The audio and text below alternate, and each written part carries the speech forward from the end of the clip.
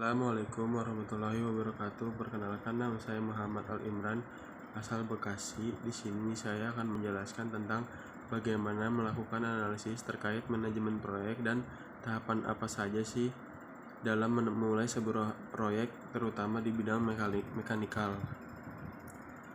Untuk melakukan analisis manajemen proyek, kita perlu mempertimbangkan beberapa aspek, diantaranya identifikasi tujuan, yaitu untuk menentukan tujuan proyek secara jelas dan spesifik untuk memahami yang ingin dicapai. 2. Penentuan ruang lingkup. Jelaskan batasan proyek, apa yang termasuk dan tidak termasuk dalam cakupannya. 3. Penjadwalan. Buat jadwal proyek dengan menentukan waktu mulai, durasi, dan tenggat waktu untuk siap tugas. Pengalokasian sumber daya. Identifikasi sumber daya manusia, finansial, dan material yang diperlukan untuk proyek. Identifikasi resiko. Analisis potensi resiko yang mungkin terjadi selama proyek dan rencanakan strategi pengelolaannya. Pengelolaan tim.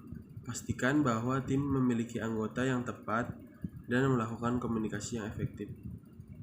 Monitoring dan evaluasi. Tetapkan metode untuk memantau kemajuan proyek dan melakukan evaluasi terhadap pencapaian tujuan. Ada beberapa tahap dalam memulai sebuah bidang proyek.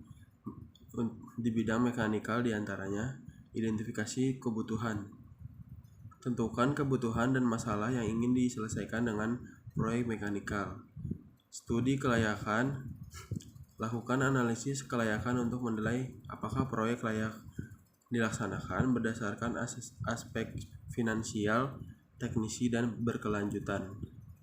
Identifikasi tim proyek. Bentuk tim proyek terdiri dari orang-orang dengan keahlian yang sesuai untuk mengelola proyek mekanikal. Penentuan ruang lingkup. Tetapkan cakupan proyek secara rinci agar tujuan dan batasan proyek jelas. Evaluasi risiko.